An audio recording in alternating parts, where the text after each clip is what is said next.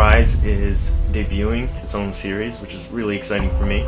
Volume 1 gave us a sneak peek into the backstories for each character, which worked as an issue 0, but here in the premiere what we have is really the start of their journey, going into the mountains to trek up to the first temple of the Jacid Trials, which sees the Queen starting to understand how troublesome this journey is going to be as she prepares for the throne. We learned in Shards Volume 1 that they've left home and that they've been attacked, and their entourage has dwindled down to just a few of them remaining on the road.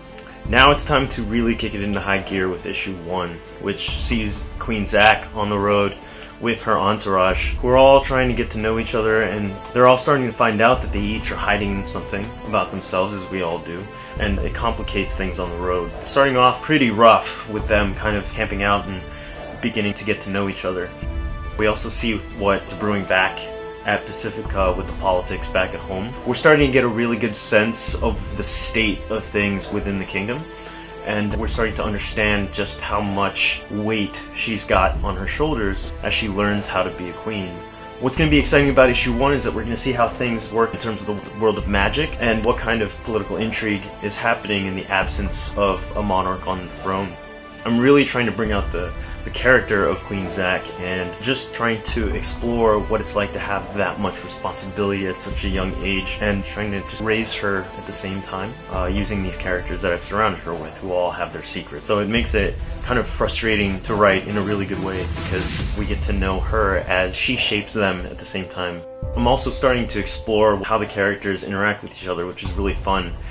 Because in this really long creative process I'm starting to get to know my characters, and I'm not really a part of creating them as much as I am letting them breathe and letting them live, which is really nice because then the story starts to tell itself. The world starts to develop its own rules. It's really interesting because as they try to guide her on her path, she also, in her innocence, unintentionally and accidentally shaping them and how they view the world. So they're kind of raising each other.